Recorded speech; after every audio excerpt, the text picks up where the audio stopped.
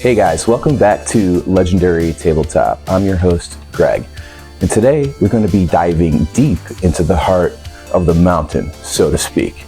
We will be building some dwarf-themed terrain for your tabletop wargames.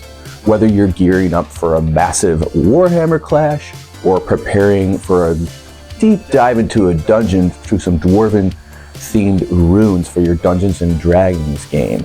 So whether you're a master terrain crafter or you're still figuring out which end of the paintbrush to hold, this video is for you. We're going to guide you through every single step. So grab your tools, sharpen your axes, metaphorically, so to speak. Let's dig in. Alright, if you haven't yet, please give us a little like, give us a subscribe, give us a comment below, and thank you in advance. So we start this craft with a few little pieces. I have some toy parts from the Dollar Tree. I have this little cardboard packing insert and XPS foam and some hot glue. And basically we're going to use the packing insert as the kind of top structure to make the dwarf themed terrain look very unique and almost carved out of stone, and then some XPS foam, which we're sort of building some of the pillars and structure below. So the building kind of looks like it was just directly carved out of a mountain, as our little short kings would do. And last week we talked a little bit about making our tabletop games more believable and more immersive by taking a note from some of our favorite movies, like Peter Jackson's Lord of the Rings trilogy, where each race has or even group or faction, whatever it is in your games, has its kind of own distinguishable aesthetic, whether that's buildings, uniforms, a culture that looks believable. And so dwarves, we have just, a lot of these pillars, sort of triangles, stones, fine craftsmanship, and some other things. And now this is going to be sort of like a Dwarven Fortress, so to speak. And I thought that we could put like a little mill on the side to make it could be like a blacksmith, that sort of thing, or like a grain grinder, that something along those lines. And then I found these little foam offcuts where a piece had been crushed on the way back from the store, and they looked kind of like little animal heads, and I put those on some of the pillars here for the front. And yeah, we've been slowly building up some of the details here, just working on the main shapes and kind of creating this sort of dwarven themed aesthetic for our tabletop games. And it's coming along here. And now I had the idea, since there already kind of was a hole in this chimney in the bottom, I thought it would be cool to kind of poke some holes and create some little windows so that I could put an LED light in the middle. Now, a lot of crafters use those, like the little tea lights, and they actually will build those and glue them into the craft. We're not going to do that. I'm just, I'm lucky to have a YouTube channel and have some cool little portable lights. So I have these little lights you'll see in here that I put it in here to kind of see. I have these nice little professional lights that do effects, and this is like the fire light. So you don't need this, but you could just do this with a light bulb and a cord. You don't have to get crazy. But if you do want, do it. If you want to, rig this thing up and make it your own, nobody is stopping you. So we're just flipping around and checking out to see how this looks. And so far so good. And then another nice easy piece of crafter's material is these straws, which I believe are illegal now. They are pretty bad for the environment, and so I'm taking my glue gun and I'm making sure the temperature is not too hot. This Ryobi glue gun runs pretty hot, so I'll have to like heat it up and then let it sit for a few minutes in order to not, it would just melt those straws straight out. And I kind of fill the straws up with hot glue, and then eventually when they dry, they're pretty solid and not too flimsy. I put some of them on the sides to kind of be some sort of like piping plumbing situation in this dwarven building, and then I cut off these little axe handles from these Dollar Tree toys, the Final Faction toys, which are now famous from all of the crafters like myself. And then now we are safety warning everyone, we're gonna do some carving with the hot wire tool. Put on your mask, you don't want to breathe that stuff, be safe.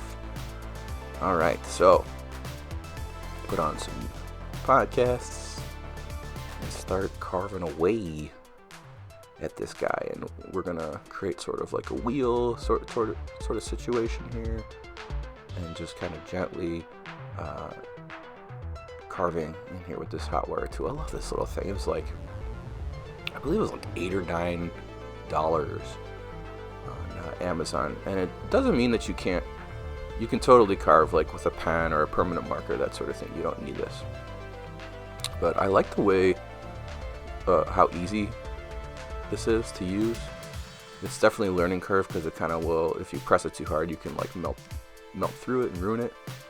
And you can kind of see here how I'm using the heat. I'm just sort of kind of just gently touching.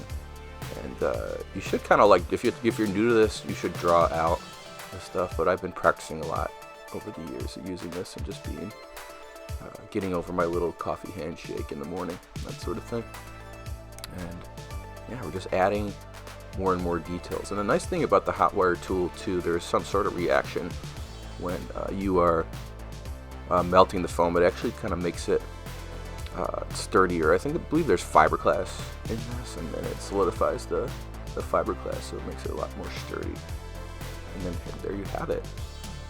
A lot of different texture on there, and we're not going to do bricks. We did a little bricks on this little overhang thing, but the idea is that the dwarves are so crafty that they can carve everything out of the stone. They don't use bricks. They're a little bit more advanced in their masonry. And then now moving on to latex caulk. I believe in a lot of videos I always say silicone caulk.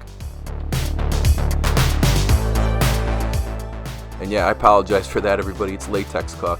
Not that you can't use silicone, but latex caulk is the one that's like very cheap and is a little bit more malleable, spreadable.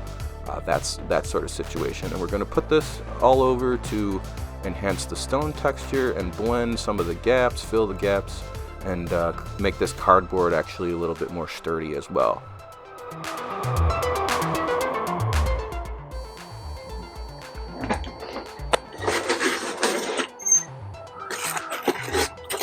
So we let the latex caulking dry overnight, and I finished a lot of the details with the front door, these little statues, little chimneys, these windmill water wheels sort of situation.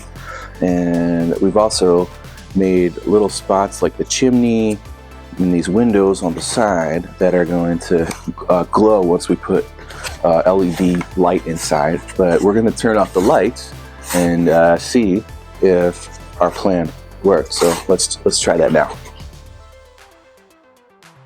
Alright, here we go. We've cut the lights and turned on our little glowy glow.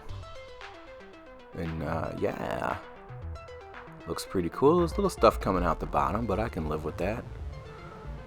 Well, some spots where the light's leaking, but we can use a little more of that latex caulking and cover it up. But I think also too, once we paint it black, that sort of thing.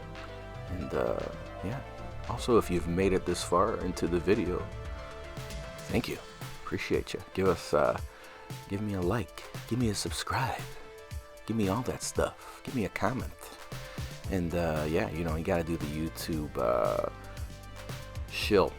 And also, if you could, if you like what you're seeing, check the channel out. We got lots of videos on different stuff, building Dungeons and Dragons terrain, building Warhammer terrain, a lot of Mordheim videos if you're into Mordheim. So check that out, fellow crafters. And now we get into sealing everything. So a little bit of medium, a little bit of varnish, a little bit of Elmer's glue, some black paint, and we're gonna seal this Dwarven themed terrain up.